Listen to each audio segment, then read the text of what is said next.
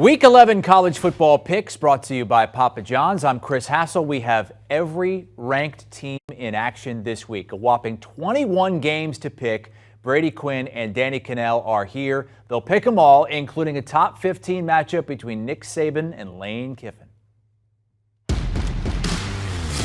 It's been almost 3 years since the Lane train rolled into the Magnolia State with hopes of turning around the Ole Miss football program. And while Kiffin has led the Rebels to some big wins since, the biggest one, the one he really wants, has proved elusive. His first season in charge saw Alabama win a shootout in Oxford, though the Rebels gave the Tide one of their toughest games in yet another national title campaign. And last year, with his quarterback returning to run his offense, many thought Kiffin could become the first Saban understudy to finally beat his old boss. And so did he. Here we go, get your popcorn ready. But the Tide dominated, and Saban again kept his record perfect at the time against his former assistants. Now, a new year, and Ole Miss enters with a chance to wash away last year's embarrassment. You're going to go play the best offensive player in the country and the best defensive player in the country, and the best coach to ever do it. Speaking of the postseason, Alabama, a playoff regular since its inception in 2014, needs a lot to break their way to make it this time around after suffering heartbreaking losses to Tennessee and LSU. But for that to even be a remote possibility, the Tide must come out of Oxford victorious. We're going to play a good team this week, and I'm sure they're going to want to put up on their mantle. We beat Alabama too. It's just a matter of whether we're going to allow that to happen or we're going to go do everything we can to avoid it. And let's not kid ourselves either. Improving to 4-0 all-time against Lane Kiffin isn't necessarily not on Saban's mind. This one's got a little bit of everything. Program-changing opportunity, personal pride, and playoff implications. Vaught Hemingway will be rocking. The only thing left to do, get your popcorn ready on CBS. And at this point, it might be Ole Miss with more playoff aspirations than Alabama. Bad week for old BQ. And now Danny is only a game back. Best bets have been coming through for both of them. U-G-L-Y. You ain't got no eye. Making You moves. ugly. That's Danny Kanell. That's Brady Quinn. I'm Chris Hassel. We're picking all 21 ranked games against the spread. Beginning with Alabama, they have to give 12 points at the Grove. It's a lot of points to be given on the road, a place where they've struggled, and against a team and a scheme that they've struggled against in the past, not so much last year, maybe a couple years ago versus Lane Kiffin's up-tempo spread offense, but this year, though, against Tennessee, seeing what LSU presented them as well. You know, there's a saying, fool me once, shame on you. Fool me twice, shame on me. I feel like I keep trying to think that Alabama's going to fix some of their issues, and they're just not. We're to that point in the season that I think they struggle versus this type of offense, one that can run with Quinshon Judkins, Zach Evans, Jackson Dart will play a role in that too.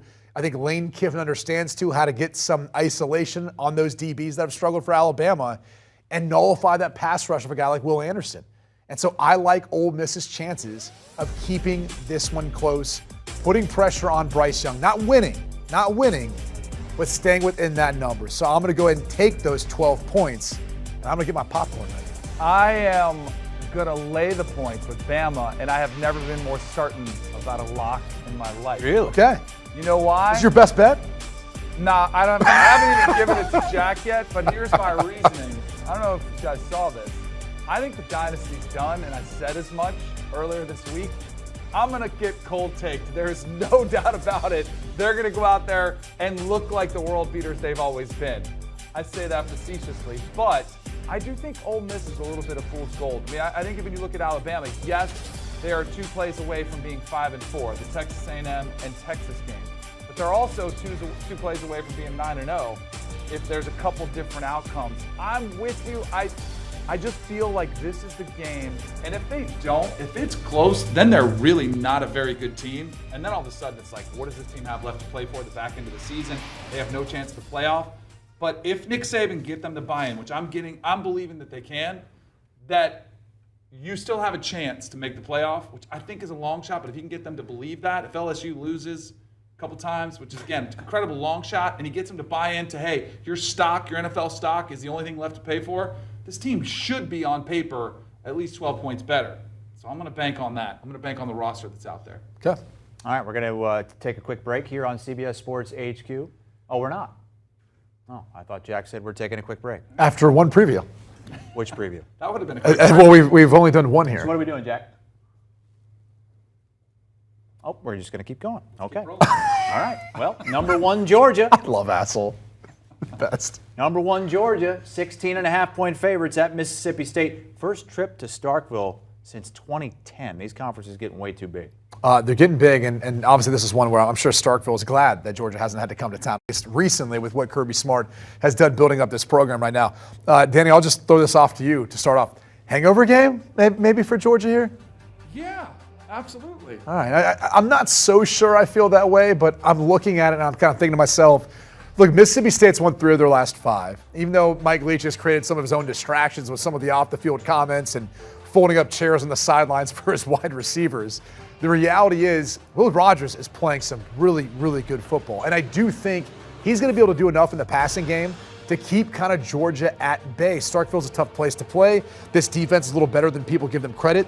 And it's not just Will Rogers in the passing game for Mississippi State, Chris. It's also about the rushing attack. Dylan Johnson and Jaquavius Marks have provided some balance for a team that was used to be looked at as an air raid team, still is, but they've got a little better opportunity to stay balanced, run the football. I think they hang around in this one. It's a big line to me for Mississippi State, a home underdog at 16.5. So I'll take those 16.5 points. Georgia wins, but Mississippi State keeps it within the number. I'm with you. I think this is a hangover game of sorts for the Georgia Bulldogs. And I also think Mike Leach's squad is a tough out for anybody in the SEC. They usually are hit or miss, like they either keep it really close and almost pull off the upset, or they could get absolutely blown out in this one. There's a fear of mine that happens. Jalen Carter, we saw the impact he had in that Tennessee game. Does he show up?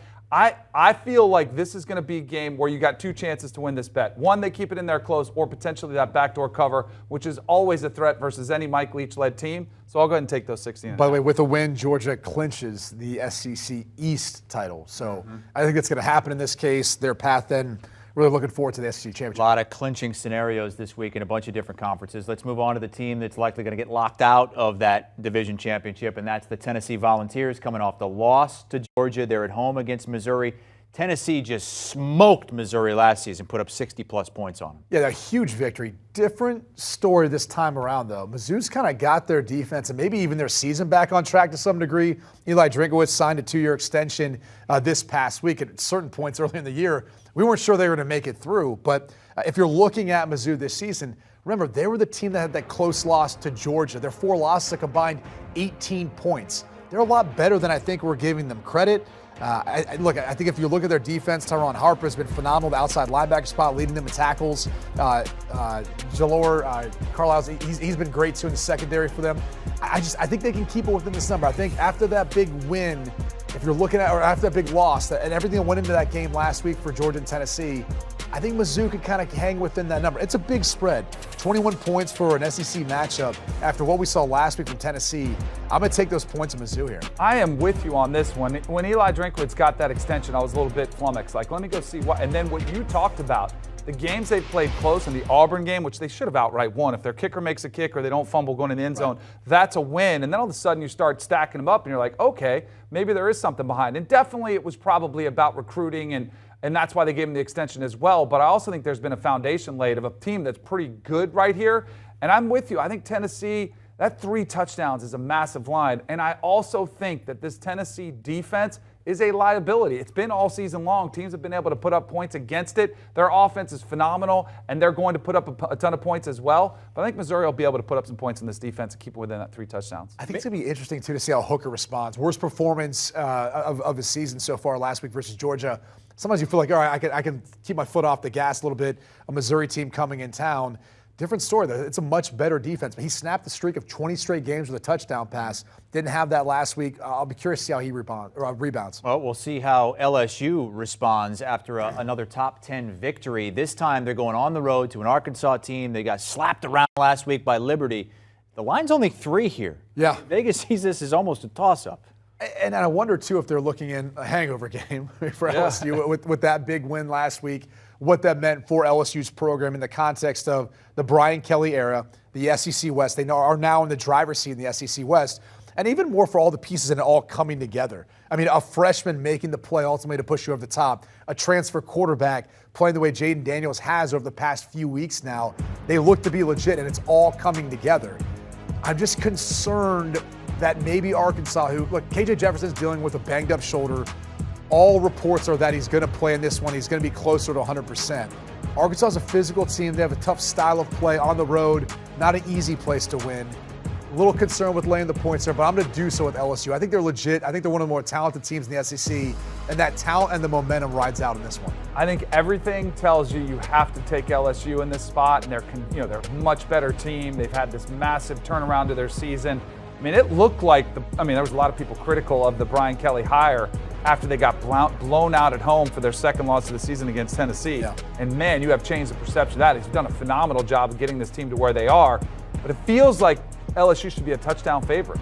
And they're not, which tells me this is when you have to get on the home dog here. And I do agree with you. KJ Jefferson, he is the type of quarterback that can take over a game physically with his legs, also with his arm. That Liberty game was ugly, and it was down 21-0. They actually made it respectable and almost came back late, but they were getting absolutely demolished. I think it all comes down to KJ Jefferson's health, Rocket Sanders running the football. I think the physicality of this game, I think they can slow it down too and try to establish the line of scrimmage. Their defense is pretty physical as well with Barry Odom as the defensive coordinator there. I think this will be an ugly game coming down to a field goal at the end, so I'll take those 3 points. I'll be curious, said about Hooker and how he responds after a loss, obviously, in the previous matchup we talked about. KJ Jefferson threw 2 picks for the first time in his career, again, versus Liberty. You kind of scratch your head. I mean, all credit to Hugh Freeze and Liberty for the job they did last week, but Arkansas has no business losing to them with, I think, the way they've played this year. The record's not indicative, I think, of how good Arkansas could be. And LSU could clinch a spot as well with a victory and an Ole Miss loss, which is expected with Alabama a heavy favorite against Ole Miss this week. So might be locked in with LSU and Georgia by the time Saturday is done. One more ranked team in the SEC in action. That's number 24, Kentucky. They're kind of going back and forth, in and out, up and down, it seems like each and every week. They've got Vanderbilt at home. Yeah, and look, they had a nice win last week, even though Will Levis is battling through some injuries. He's got a shoulder injury. He's got, I believe, an injured foot, too, he's dealing with. Still had 3 touchdown passes, was able to do enough to get the win. But this Vandy team, look, they can kind of hang around these games. This is a big number for me for a Kentucky team that doesn't have a ton to play for outside of the fact that they are now bowl eligible. They keep creeping up to kind of what bowl they're going to play in. They are now a part of the college football playoff rankings. That wasn't the case just a week ago. So there are some bright spots, but for Vandy, you're not going to have A.J. Swan. He's going to be out for this one. It's going to end up being Mike Wright, who started the season. Remember, Vandy got off to a good start with Mike Wright. He's a little more athletic of the 2 quarterbacks. So this line, to me, is kind of big as far as 18 points. I'll take Vandy in the 18 points, kind of not necessarily disrupting anything for Kentucky, but I think hanging around in this one. I think Vanderbilt's playing really hard for Clark Lee and this Vanderbilt staff. I think they keep it around, too. They've been competitive in most of their games for at least a half, and if that's the case, which I do think it'll be against Kentucky, it makes it really hard for them to pull away and cover this number, which is pretty big. Also, this Kentucky offense, not only Will Levis, who has been banged up and struggled to get really the kind of statistical year that he had last season, it's a different offense, and they're not running the ball as successfully behind an offensive line, which hasn't been as dominant as the one that was last year that was one of the best offensive lines in college football. I think they'll struggle somewhat offensively. I don't think they have enough firepower to just go out there and waltz over the Commodores, so I'll go ahead and take the Doors. But Danny does like the over, even though the under is 8-1 in Kentucky games this season. Brady is on the under on that one. Agreement on Mississippi State plus the 16.5 against Georgia, Missouri, and the under. That is lock unity there, and Vanderbilt plus 18 at Kentucky. TCU into the playoff top 4, but they're touchdown dogs this week in Austin. Who do the guys like? Find out next.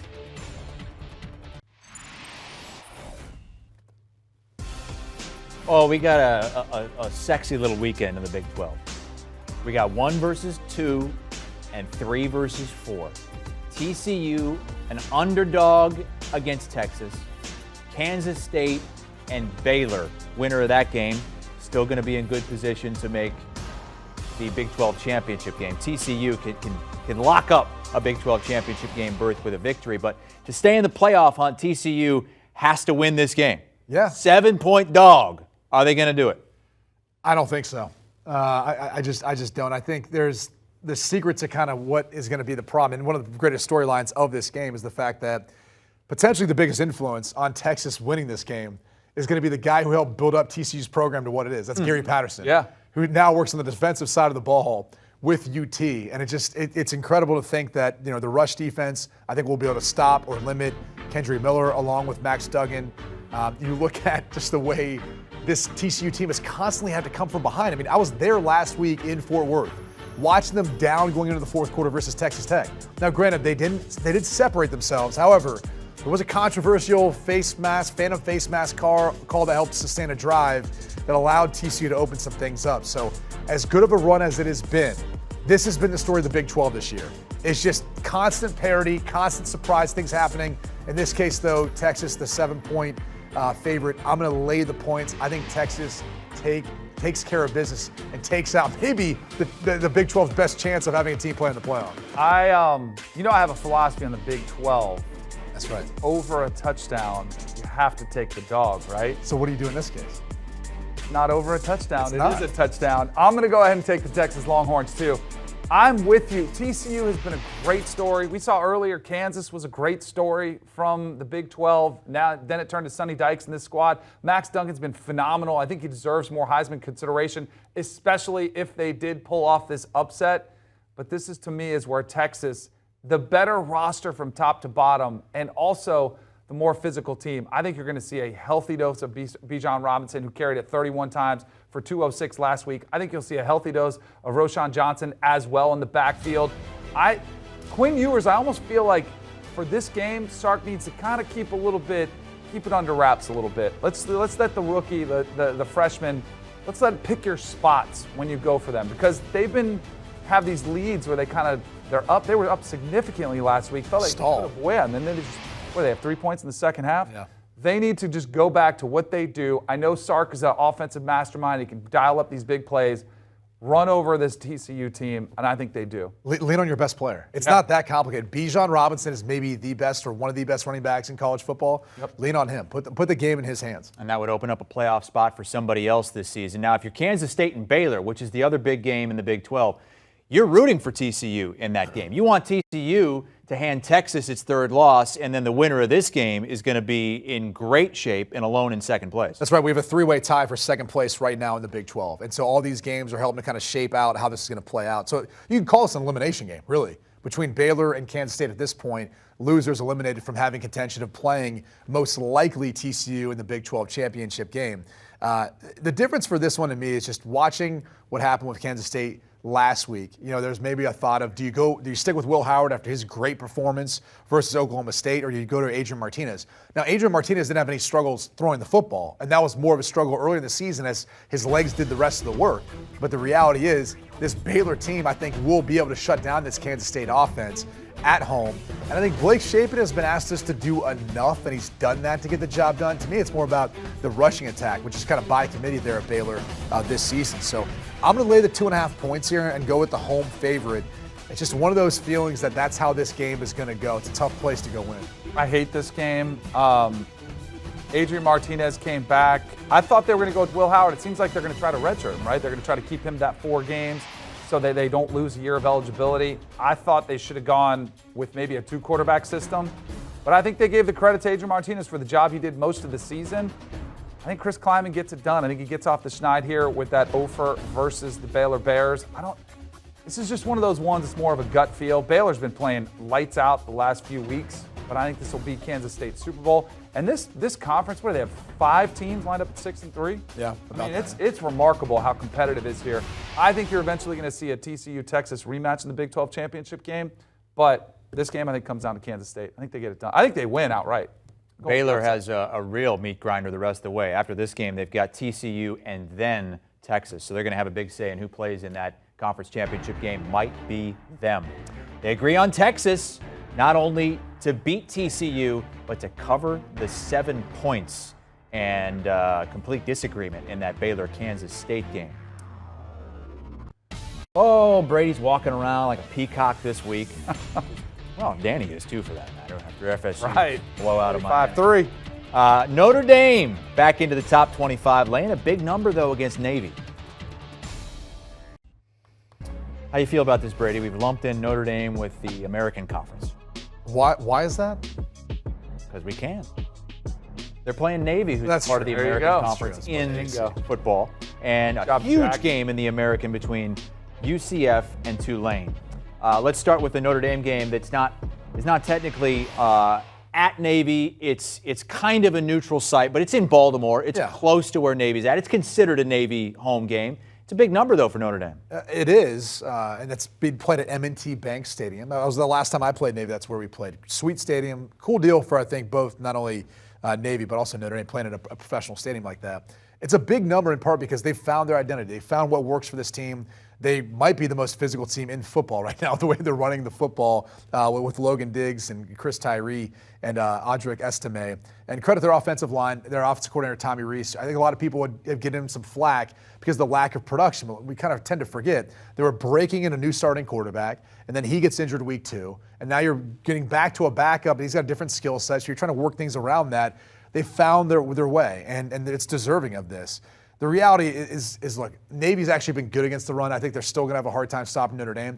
This is a get-right game, I think, for Drew Pine in the passing game for Notre Dame. When you look down the road and them having to play USC, this is the game where I think you start to build that confidence going up against the Navy team that struggled to stop any opponent throwing the football. And oh, by the way, Navy's obviously going to be without their starting quarterback, who's their second rusher, in Ty Levitai. So Masai Maynor is actually taking over, not quite as good of a passer or as effective of a runner. So for that reason, I'll lay the points here with Notre Dame. I think they're going to be dominant in this one.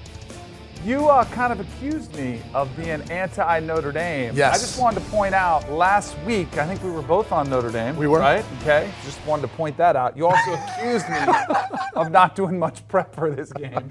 Let's just call it like we see it. Do you know who the least penalized team in the country is? Navy. Exactly. The discipline. That's what's going to be the difference? It is. That discipline that you see at our service academy. So hold on now. So who's the most penalized? Oh, Alabama's. So you're saying Navy would have a shot versus Alabama? Possibly.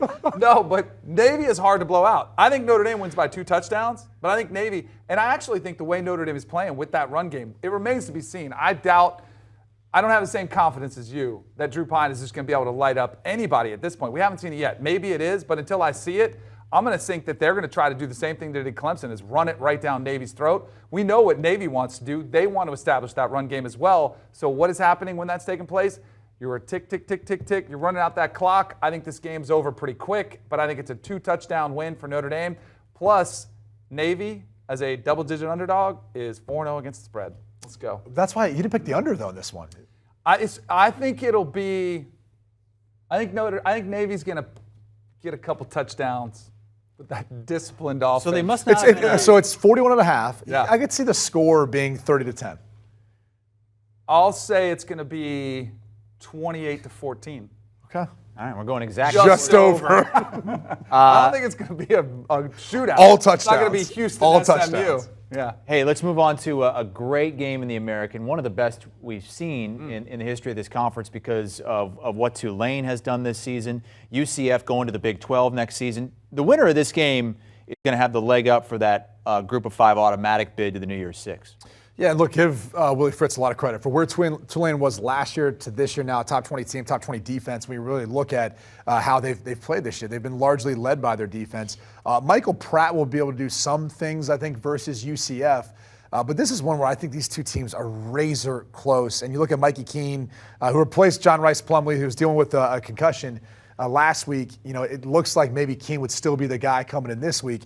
Either way, I think I'm going to take the 2 points here in the momentum with UCF. I just think they're going to be hard to stop. They're probably a more balanced team, too, when you look at them offensively and defensively and how they match up versus Tulane. So I'll take the 2 points in the Knights here. I'm with you on UCF. I think their schedule's been tougher, and not to take anything away from Willie Fritz and the job that he's done at Tulane, totally deserving of where they are. UCF's losses have been extremely tight, whether it was Arkansas, Louisville, where they had the lead at halftime, then couldn't score a point in the second half, ended up losing that one. That loss doesn't look nearly as bad now. No, exactly. Louisville's kind of been a much better team. Watch it. Keep an eye on the radar for UCF's defensive coordinator, Travis Williams. I think he's a name to watch out for some of these head coaching searches. I think he deserves a shot at it. Their defense, which is why I'm on the under, I think they'll hold Pratt and that Tulane offense in check. It's going to be a lower scoring game, but I like UCF in this one too. All right, so agreement on UCF to upset Tulane. Slight upset, 2-point underdog in that game. And noted Notre Dame hater Danny Kanell going with Navy plus 16.5 in that one. Up next, we move to the ACC. Clemson coming off their first loss of the season, looking to turn it back around, facing a hot Louisville team. Let's look at the ranked teams in the ACC. Louisville and Clemson. A 7-point favorite, those Clemson Tigers, coming off that loss. Interesting game between North Carolina and a Wake Forest team that's struggling out of the rankings, but Wake is giving points at home to a team that hasn't lost in conference play yet. And Florida State back in the top 25 at the Dome against Syracuse. Let's begin with Louisville. 4 straight wins, all by 14 plus. It's their longest winning streak since Lamar Jackson's Heisman campaign, 2016. And if you actually go back to their last loss, it took Malik Cunningham getting knocked out versus BC for them to really lose that game. I think they probably end up winning it the way it all shakes out. Look, they looked dominant last week, granted versus James Madison, but still the bottom line is that their defense is playing well. Scott Satterfield, another guy who might have been on the hot seat, to really turn things around, in large part due to Malik Cunningham, the way he's played, running the football to controlling the game on that side, and then their defense stepping up.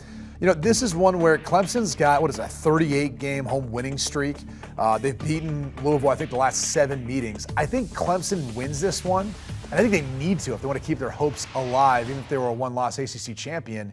But I can't recall another team that's been in this situation with the quarterback spot. And I know Dabo Swinney has defended DJ Uiagalelei and his play, but it also reminds me a little bit of like Kelly Bryant to Trevor Lawrence, where you had that guy waiting and they eventually made the switch. I think it paid off with them eventually winning a national championship. In this case, I think if they want to have any shot, whether it's for this year or even in the future, Cade Klubnik's probably the guy. He was put in a really tough spot last week, backed up, rolling to his left, a cardinal sin in South Bend's campus, which is a no-no. But the reality is you've got to give the young guy a shot to see if he can provide some sort of spark in this offense, because it just doesn't seem like it's working. So, look, Clemson wins this game. I think it's tight, though, and I think Malik Cunningham keeps him in this one. I'm taking the 7 points. I have never seen a coach in the last 20 years. Now, you tell me, if there's been a coach as unwavering in their support of their quarterback than Dabo has been on DJ. Kirk Ferentz. Although Spencer's been benched a couple times, he's pulled him. That is good. That's to his offensive I was just coordinator. sitting on that. You see how fast he did. Although he has been more faithful to his offensive coordinator than his quarterbacks, because he has at least changed them. And it's turned around the last couple It of has. weeks. So, Stick there's around hope. for your best bets of the week. It is perplexing to me. Any other quarterback in the country last year who had 10 touchdowns, 11 interceptions on a championship caliber roster would have been benched, and yet Dabo didn't make a move. The entire offseason, you have a 5-star waiting in the wings who has been challenging DJ, and he says, nope. I said, this is the guy that we saw in high school, that we saw last year against, 2 years ago in South Bend, throw for 400 yards, and we've seen that. We know it's in there. It has not come out. I don't think the DJ Uiagalelei experiment has worked, and I'm with you. I think it's time to move on. I totally agree with you. They have to make a move. If they want to make the college football playoff, they just have to show something different than what they've shown the first 9 months and the first 9 games. And that difference would be a different quarterback. So they're not going to say anything. I think they got to make a move. I think they do, and I think they win big. I think they cover the 7. But if they don't, I promise you, I will never pick Clemson and lay the points again. Wow. Ever. Yeah. That's a good point, though. I can't get on this guy, though. I mean, Johnny on the spot. You had that ready to go. Sitting on that. Hey, I like your point, though, but if you go with Klubnik, you totally turn things around. The committee might be having conversations. Well, they're a different team than they were than the night they lost to Notre Dame. Dabo, by the way, has never lost back-to-back games to unranked teams. They're likely going to end up facing North Carolina in the ACC championship game. UNC will clinch a spot in that game against Clemson with one more win. They go to Wake this week, though, and they're getting points. It's kind of interesting, too. UNC derailed Wake's season last year, if you go back and look at that. And then now Wake really has the opportunity to try to do that to North Carolina in this case. So interesting to see how this kind of dynamic could end up playing out. But the bottom line is, I mean, UNC has been really good on the road this year. And this is coming off a year where last year they couldn't win on the road. Now this year they've been undefeated on the road. And Wake's been awful of late. I just have to imagine, though, Danny, if they just cut out some of the turnovers, which has been their biggest Achilles heel the past couple of games, they'll be okay. They'll be in this game. There's a reason why they're favored, even more so than just being a team that's playing at home. Defensively, they're a better defensive team than North Carolina's been this year. North Carolina is the worst in the ACC. They really just rely on Drake May to make plays with his arms and with his legs. Even Mac Brown's trying to talk to Phil Longo saying, hey, dude, stop running this guy so much, all right? We got to keep him healthy and make sure he can even get to the ACC championship game. So I think this is a spot where Wake steps up. UNC can't stop A.T. Perry, and Sam Hartman cuts out the turnovers, and Wake takes care of business and delivers a little redemption for last year. I'll lay the 3.5 points. The points per game, just add those up, and that's your total for this week. Yeah, I love by the way, I like the over for this one. We are in lock unity because I would have never, I don't think I've ever taken, even if it was 70, I usually on principle alone take the under. Like, it never lives up to that.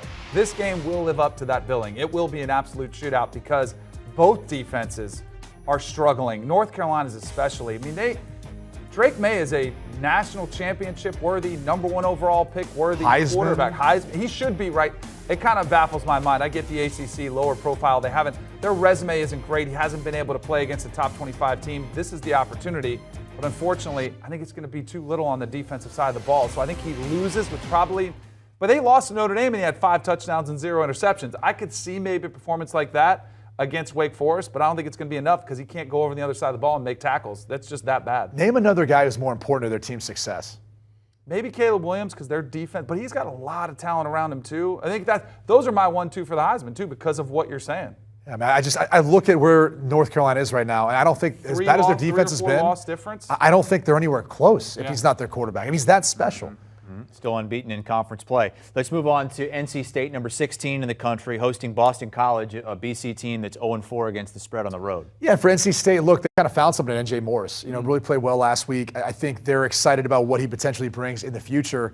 After they stumbled now they got the 3rd straight win. They're coming back around. We know how good defensively they can be. And the other issue is going to be Phil Dracovic. Suffered a knee injury. He missed the game versus Duke. Probably going to be out in this one. So I just, this one was tough for me. It's a big number in a conference game like this, but I'm laying the 19 points. Kind of too many unknowns, I think, with BC and whether or not they'll be able to put up any points. I'm with you. MJ Morris comes in against Virginia Tech. They're down 21-3, throws 3 touchdown passes, carries that momentum. You're always like, hey, was that just kind of backup luck when you don't have any pressure on you?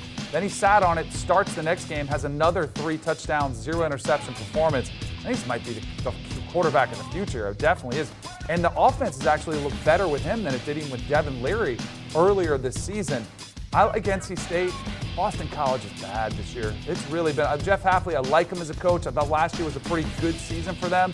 It's kind of the wheels are coming off for BC. And NC State kind of climbing up there, number 16. I was a little lofty. Boo Corrigan he does serve as the athletic director at NC State, if you want to have a conspiracy theory there. I think that's a little bit overrated for them, but I think it infuses a lot of life in them, excitement, and I think they win big. Redshirt freshman quarterback Emmett Moorhead did start for BC last week versus Duke. He played well. This is going to be his first start, though, on the road. This is a tough place to play. It's NC State's last home game, I believe, too. Okay, one more ranked team in the ACC, and it's Florida State. Yeah, you get to pick a Florida State game this week. Let's go. Yeah, I don't even have to go outside the box and do a best bet. At Syracuse, a team that has lost 3 straight after that 6-0 start. I'm nervous about this game, hangover game, trap game, whatever you want to call it, coming off that game, 45-3 win against Miami. But here's why I like Florida State in this game. They're a veteran team. They got really good leadership on it. Jordan Travis at the quarterback position is playing as good as anybody, and they've done a great job building a system around him that works. I think they're going to physically handle Syracuse up front, similar to the way we saw Notre Dame do, put down kind of the clamps on them. I think Syracuse was a great story. I think this Florida State team is really talented. I think they're deep, and I think they showcase it on the road. I don't think they have that that look-ahead game at all. I'm with you. You talked about Jordan Travis, really efficient last week. Didn't really need to do a whole lot. I mean, Miami's just been that bad. But defensively, too, I think Florida State matches up over Syracuse, especially considering Garrett Schrader probably won't be playing in this game. Left, obviously, the Notre Dame game, and he's been battling an injury since then. So not sure we're even going to see him. I think he's a difference maker if he does play in this game. The other thing I like in this game is the over. I think you look at Florida State, I think they scored, 86 points the past couple of games. Syracuse defense hasn't been quite as good either, averaging about 30 points given up. So I do think this number hits the over, but I'm right there with you. I'll lay the 6.5 points here for Florida State. No hangover. You guys are used to partying, so they might still be drunk if we're looking at that standard. So. That was a party at the Hard Rock Stadium. That's right. Last We week. won multiple national championships when I was in Tallahassee as the #1 ranked party school in the country. Oh, yes. So we got rings for it and The only everything. one that matters. The only one people remember, or not. Let's go to the recap of the ACC and look at all this agreement, guys. Uh-oh. Right. Man, 2 lock unities with the Wake and NC State and the overs in those I think games. Danny's rubbing off on me at this point. Yes, sir. Florida State -6.5, also in agreement there. Big Ten is up next, and we got a bunch of big spreads again. Buckeyes didn't come close to covering a 5-touchdown spread last week. What about a nearly 6-touchdown spread this week? Oh boy, look at these lines for Ohio State and Michigan games. Ohio State -40 at home against Indiana. Michigan -29.5 at home against Nebraska. And the winner of that Ohio State-Michigan game is probably going to play Illinois, an Illinois team that could go a long way to wrapping up the Big Ten West with a win this week against Purdue. All right, let's pick them. Brady Quinn, Danny Kanell, and Chris Hassel. And Brady, you're heading to the Horseshoe. I am. I'll be there. Oh, you're going to see a lot of points in that one. I think so, at least from one team we're expecting. This is going to be windy like last week in Evanston. Yeah, I checked the weather report. It doesn't look like it's going to be that same weather. So I think C.J. Stroud will be a lot happier not having to take off and run. Which, look, we found out C.J. Stroud actually is a little more athletic than maybe even he wants people to think. Rushed for a career high, almost 80 yards on 6 attempts. So there is that in his back pocket if he needs it. He's not going to need it for this one. Look, this IU team has really struggled this year. I got a lot of respect for Tom Allen, the way he gets this team to play, but you could potentially be on your 3rd, 4th string quarterback when you look at the fact that Connor Basilick has been banged up. Jack Tuttle left the game, too, most recently versus Penn State. So it's probably going to be Brendan Sorsby or Dexter Williams potentially starting for IU. That is a bad recipe on the road versus that crowd, that defense, the way they played this year. This is a huge number. But I also think it's one in which Ohio State is going to absolutely blow the doors off of IU. If this is in Bloomington, maybe a little different feel to it. But I don't see IU scoring points, and I don't see Ohio State being stopped by any means by IU's defense. So it's a huge number, but I'm laying them here. I hate this game because I just did this only on principle alone that it's too much versus a conference opponent. I mean, this is a Power 5 team. I know they've had a rough year, and it's interesting what does the future hold for Tom Allen. If they do get absolutely dusted in this game the way I think it'll be. I think you're going to be sweating this one out late if you take those 40 points like I'm going to do right here. But I'm going to go ahead and do it. I'm jumping in the deep end and just saying hold on tight. I think you're going to see Ohio State, because the thinking would be Ohio State's just going to, they're ticked off, they're getting criticized. What happened to this offense? But you did see the weather, which absolutely had an impact. And I felt, too, like they got judged differently versus other teams that have struggled. I mean, Georgia was in a dogfight with Missouri. They were in a dogfight with Kent State. And yet, all of a sudden, we want to treat Ohio State like they're supposed to be flawless. Bad games happen. They still won by 14 points. I mean, Right. I know they were a 38-point favorite, but they still won. It wasn't like they were going to lose the They game. weren't docked for it, though, either. They're number 2. No, but just the criticism, and maybe it's fresher in your mind, but I think that's why I'm a little bit scared of this, thinking they're going to be ticked off of the criticism, and you can use that if you're Ryan Day. I'm going to say they keep it inside that 40. I think part of the conversation around just what happens in these games now, too, you look at the College Football Playoff Committee, and you almost wonder if sometimes the teams factor this in, like, hey, even in this win, like we didn't win convincingly last week. Weather, no doubt, played a factor in all of that. I mean, early start in Evanston, sleepy plays. But now you're taking on a team in IU that you should pound at home. And I almost wonder if there's a thought to we need to pat ourselves in the event that we would lose close to Michigan, where we could still make it in as a one-loss team. I know there's maybe a thought that Tennessee is going to be that team because they're sitting at number 5. What happens if Ohio State loses a 3-point game at home to Michigan? And they're sitting out there, that's their only loss. Michigan slides up to 2. How far does Ohio State really drop? And do they sit there and maybe look at potentially sliding at the number 4 spot when it's all said and done? I wonder how these sorts of games, if you beat an IU 62-10, how that factors into all of it. And IU, by the way, you mentioned the issues at quarterback. They also have the worst defense in the conference, giving up the most points in the Big Ten. So setting up for a big blowout for Brady on Saturday on Fox. Nebraska and Michigan, another likely blowout. 29.5 is the spread here for Michigan. I hated picking this one too for the same reasons you talked about. It looked so big. I was sitting there thinking to myself, I can't lay those points, even though Michigan's been dominant at home. And even this matchup, if you think about it, Blake Corum should get more Heisman love. He is one of the best running backs, if not the best in the country. He's been phenomenal. The rushing attack for Michigan in general has been phenomenal. Donovan Edwards is also extremely talented in their backfield.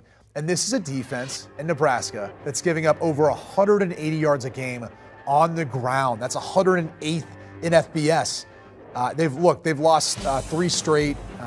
They need to win out at this point, obviously, to remain bowl eligible. That's not going to happen. Chuba Purdy, Logan Smothers both played last week. They combined for less than 150 yards passing. This is just a bad matchup. Maybe there's a chance Casey Thompson would play in this game. If he plays, I think they've got a much better shot of covering this number. But to what you said the last one, it's just too big of a number for me. I think Michigan's one-dimensional. I haven't seen J.J. McCarthy really take off the passing game, so I'm going to take the 29.5 points. But I think it could be right there. It could be a Michigan win by 28. Yeah, Michigan's, I don't want to say slow starter, but it does feel like this massive locomotive, which is Blake Corum, does take a little bit to get going. They were trailing against Rutgers at 17-14. Everybody kind of, because the final score, they dropped 52. I was like, oh, was that? And if you just looked at the box score, you're like, they blew them out. But it was tight. Maryland was another game. They were tied up at halftime. They've been sort of a second-half team. I don't know if you see that again, but I think running the football the way they do, which has been really the surprise of the season. I thought they were making the move to J.J. McCarthy from Cade McNamara to get a little bit more explosive in the pass game. They really haven't been that much different than last year. They just get a little bit more dynamic of a runner out of J.J. McCarthy, and they don't get much more in the passing game. He's been good, but far from what I think I expected and maybe a lot of people expected out of that pass game. That being said, I think they run through Nebraska, but I think it'll be a slow, when you're running, less incomplete passes, clock is moving, I think it's harder to blow teams out by that many points. 29.5 is the spread. Michigan leads the country, winning each game by an average of 30 points per game. Penn State is at home against Maryland.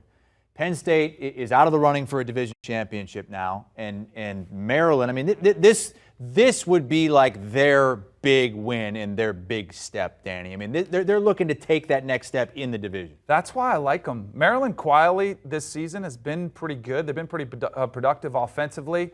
With Taulia Tagovailoa, we know what he's capable of, and Mike Locksley has got a pretty good set of skill set players on the outside that I think could provide problems. I don't think Maryland would line up by any means and run the football against Penn State. And then Penn State, conversely, I think you mentioned something, Chris, that I think is very interesting. This point in the season, we're almost asking that question, well, who wants to be there more? We used to only do that for bowl games, but I think what's left to play for when it's not a Big Ten championship, how invested is a team? And if you don't show up ready to go, you get caught sleeping, you could find yourself in an upset. I think this would be a closer game, so I'll take Maryland in the 10 with their Super Bowl vibe kind of going into this game. See, I think you could have made that case for Penn State last week when they beat the doors off IU in Bloomington, right? They could have come out, laid an egg, felt sorry for themselves after losing to Ohio State. It wasn't the case. This team could still win 10 games. They can go to a New Year's Six, outside chance of that still being in the cards for them. And I also think this is a bad matchup. If you look at the way Penn State can run the football with their 2 talented freshman running backs, Nick Singleton, Katron Allen, both of those guys should be licking their chops after watching what Maryland gave up last week to Wisconsin. 278 yards on the ground. Penn State's very capable of marching off with similar numbers. And then Maryland out of a bye, you'd think they'd be better prepared going up against a team like Wisconsin. They give up 5 sacks. Taulia Tagovailoa has his worst performance since they started Big Ten play, and Raheem Jarrett's going to be out for this one. So I think Penn State is able to handle this one easily. They match up well, too, on the outside with those pressure looks that Manny Diaz brings. I'm laying the 10 points in Penn State. Sounds like a best bet. That's what I was. I probably should make it, although it's not, but maybe just throw it in that category. Okay. Look, whoever ends up winning the Big Ten East is likely going to play Illinois. The Fighting Illini they can't lock it up this week, but they'll go a long way to locking it up. They basically have a 2-game lead with 2 to go. If they can win this week, last week they get punked by Michigan State. Very surprising. I mean, there's no other way of describing it. It was super surprising. You talk about the Big Ten West, outside of Illinois, that I believe is a game ahead, I think, at this point. There's 4 other teams that are still in contention, though. Purdue is one of them. Yeah. So still an outside shot, depending on how this game goes and the rest of the season goes, that a team like Purdue could actually be playing in the Big Ten championship game. But look, that was a shocking performance by Illinois, in part because you just didn't think they're going to fall apart in the second half of that game and give up so many points to Michigan State. This is a different story. When I look at the way Illinois could run the football, Chase Brown, Purdue has a hard time stopping the run. We saw that, too, taking on an Iowa team where Caleb Johnson went off for 200 yards, and all of a sudden Iowa's found this offense. Well, guess what? Illinois is probably looking their chops to Chase Brown saying the same thing. So it's going to be a tough time passing the football versus secondary and a defense that's done well. This is one where, to me, you lay the 6.5 points in Illinois. This game terrifies me. I'm with you on the same exact side, same exact thinking. It's almost like, what did we get? Was that just a true anomaly last week with Illinois, or is that what they are? And I think it was more of an anomaly. I mean, this is a team you had the first time in the CFP rankings. You're feeling good about yourself, and Michigan State had every reason to show up and lay down in that game with all the players suspended. Instead, you got this, really tough, hard-nosed team that came in and fought and won the game outright. I think this game, Illinois will get back on track. I think they'll get back to running the football, and hopefully Brett Bielema will make some better decisions, decide when to go for it on 4th down, and making some of these extremely risky. I get some of the analytics that are out there, but he had multiple opportunities to win that game still, going for in his own 10, coming out when you had a couple timeouts. Like, there was some perplexing decisions. I think they'll get into a better spot with game management as well. And still in great position to win that division and end up in the Big Ten championship game. So a couple of real agreements there. A couple of lock unities. Nebraska in the over, Illinois in the over. Disagreements on Ohio State, Indiana, and Penn State, Maryland. All right, we still have a trio of potential playoff contenders in the Pac-12. 3 teams sitting there with 1 overall loss. One of them runs up against another top 25 foe this week.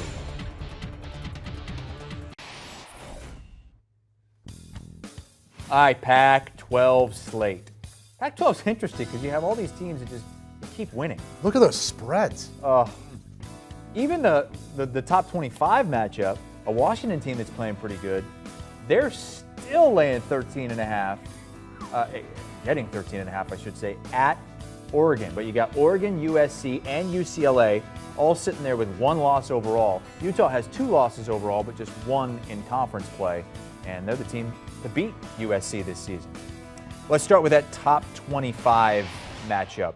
Oregon has won 24 straight home games. This would set the program record if they win this one. And they've won 15 of 17 in this series, the battle for I-5, as they call it. I think they're about 285 miles apart there on Interstate 5. It's an interesting matchup because you look at that line, you just talked about how big that spread is. Meanwhile, Washington's the best passing offense in FBS. There's none better. Oregon's been horrendous giving up passing yards. They're like 117th or something like that in the country. Then on the flip side, what does Oregon do well? They run the football extremely well. Bo Nix is a part of that. What does Washington do well? They're like top 25 in rush defense. Like, this line does not make sense to me. And I understand the role that Oregon's been on. Look, Bo Nix hit for the cycle last week versus Colorado. He ran for 2, threw 2, and caught 1. That's great. He's been the conference player of the week 3 weeks in a row, I believe. But the reality is this is going to be a tight game. It's a rivalry game. That's just too many points. Danny, I don't know how you feel about it. I'm taking the 13.5 points in Washington. I do think Oregon wins this game, and they've got a tough stretch the rest of the way.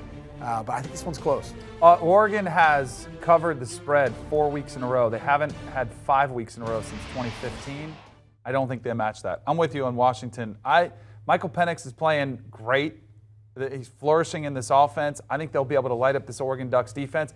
And even though Bo Nix has played fantastic, he's been phenomenal, there's still a couple times, even the game, what was it? We had 3 interceptions and he still had 4 touchdowns. Yep. There's always kind of the threat of the Bo Nix that's a little bit of a roller coaster ride. And we haven't seen it. I wonder if it comes out in this game. I think Oregon wins, but I think Washington keeps it close. I think this is more of a 7 to 10 point type of game. Huskies have only lost twice this season. Both of those losses were by one possession. All right, on Friday, you got USC in action at home against Colorado, and it's a 34-point spread. This is almost my best bet of the week. I mean, look, there's death taxes and SC beating Colorado. Colorado's never beat Southern Cal. And this is one where even though Southern Cal's defense, I want to say in the past 3 games, give up at least 35 or more points, and they've been horrendous in that regard, they get turnovers. And what does Colorado do? They turn the football over.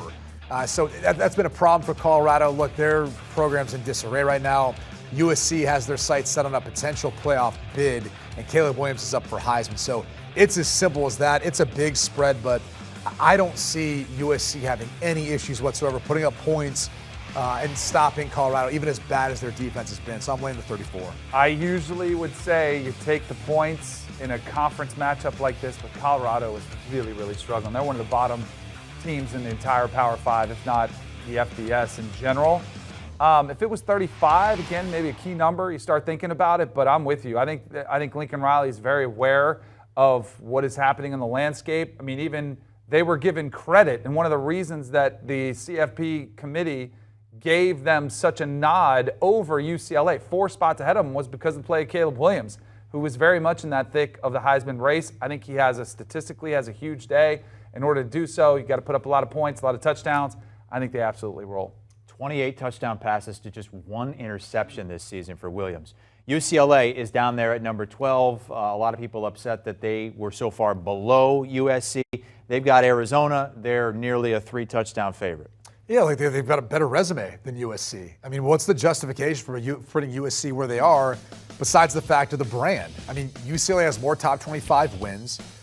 They've got a better win in the fact that they beat Utah, which is a team that beat USC. So it really doesn't make any sense why UCLA and USC are this far apart. They honestly probably should be swapped. I do wonder in this game, though, Danny, is this a trap game?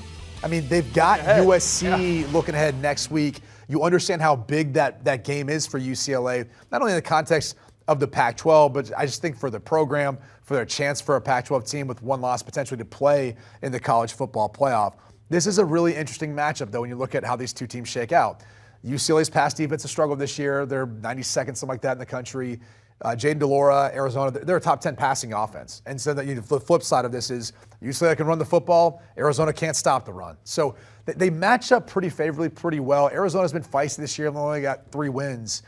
I think Jaden DeLora and Arizona keep this one within that number. So I'm going to take the 19.5 points here. I was torn on this one, too. I'm on the same side as you because I think – you know, if there weren't that many opportunities left, you'd say, oh, Chip Kelly, they need the style points, right? But I think you can easily tell them, don't get caught up in the rankings because we're playing USC in 2 weeks. Exactly what we're talking about, the look-ahead game. So I think there is that temptation to do that. Plus, Arizona, 4-0 this season is double-digit underdogs against the spread. I think this is one of the more improved programs in the country, considering when Jed Fish took over them a year ago, how bad they were, had to totally redo that roster, bring in Jaden DeLora, who's playing really well at quarterback. I think they'll hang around long enough to keep it within the 19 points. You know, Zach Charbonnet didn't play versus Arizona State. They held him out. He's got calf and tricep issues. He did practice yesterday, though, so that'd be a big get for a UCLA team that they didn't need him last week. Keegan Jones ran well. DTR runs well. But this will be one where you would probably want to get him back going again. But as soon as you're up like 2 touchdowns, you say, let's probably get him healthy for USC. Yeah, you talk about look-ahead games. You got UCLA and USC next week. Utah has Oregon next week as well. Utah is at home against Stanford, and they're given 24. Yeah, this was a big number that I kind of looked at and go, I don't feel comfortable with dropping this many points with Utah, in part because Cam Rising, who did play last week, didn't look 100%, didn't quite look like himself, didn't matter. Obviously, Utah still took care of business here. And Stanford's just been awful. And their top 4 tacklers are going to be potentially out for this one. So I don't really have any other justification other than the fact that you might see Utah looking ahead on their schedule with who they have next week, which is a tough Oregon team on the road. But I'm going to take the 24 points here in Stanford. I know it's been a big-time struggle for David Shaw, who's staring, 4 straight seasons without being bowl eligible, 3 straight losing seasons. I mean, not a lot of good things coming out of Palo Alto right now. Look at that number there, 1-12 against the spread in the last 13 conference games. Yeah. Probably shouldn't be on the Cardinal, but I am with you. Stanford, it is so tough for them to play at home. I think they actually play better on the road. No, there's more excitement. There's a better atmosphere. People watching them. Exactly. They're not, having their Stanford tree banned from by the administration and students protesting the lack of a social life at the school at the games. I think they show up, and I think you get one of their better efforts. And I think Utah has not much incentive to run the score up. They just want to get the win. And Utah's, they're a little bit of a surprise letdown this season for me with Kyle Whittingham. So I think Stanford will make a game of this one for a half. You'll probably see Utah pull away. I think they'll win by 3 touchdowns, but not the 24. Bunch of lock unities again. I know. You guys are in Nervous agreement on now. a lot of things. Washington and the under, USC and the under, Arizona and the under, and Stanford plus 24. They did not agree. You almost had a grand slam there with 4 lock unities. Just missed out. All right, it is time for the guys to give us their best bets. Did you both call audibles on this mid-show? I can stick with mine. I mean, look, I originally was going to go with Boise State, Nevada, the over a 47.5. Look, both teams average or combined over that number. And if you look at Nevada, they've been one of the worst scoring defenses in the Mountain West. So that's one that should hit the over. But the one I like is Penn State laying 10 points versus Maryland. Well, that was the one that we talked about. It's the one I like. I'll go with that one. I don't want to mess up everything we've got going on back behind the scenes. So where did our producer Jack? What team does he root for? Penn State. Oh, that's right. Okay, so you're sucking up to the producer there. Yeah, Jack in there. Chris, I have a question for you. Yeah. Who has been the most explosive offense in college football the last 2 weeks? He's going to say Florida State. No. Oh, really? No. Explosive? Yeah, surprisingly explosive. It's not Iowa. I'm going with Iowa. How can you tell me Spencer Petras didn't turn into Patrick Mahomes last 2 weeks? 33 points. That is an offensive outburst if there ever was one. I mean, Iowa for Iowa, they've been more Exactly. explosive than they've That's ever what been. I'm saying. There has not been a more improved squad than Iowa has been the last 2 weeks. You're not wrong. 33 and 24 points outburst there from the Brian Ferentz. Now there's no question about this offense. What's going to happen? They're playing at home against Wisconsin as a 1-point underdog. Give me your Iowa Hawkeyes. Hold on. So you're upset because I went with our producer Jack's favorite team, Penn State. Yet now you're sucking up to Chris Hassel, our host, who his favorite team is the Iowa Hawkeyes. Oh, Too easy. This is easy money. Iowa knows who they are. Wisconsin's in disarray. They get it. Unbelievable. Brian Ferentz up for hypocrisy. the Royals of the year? Award, right? Offensive Coordinator of the Year. Coordinator of the Year. How about that? No? Silencing the critics. No? Yes? Look at all these lock. Wow. 1, 2, 3, 4, 5, 6, 8 lock unity picks. We did pick 21 games. So.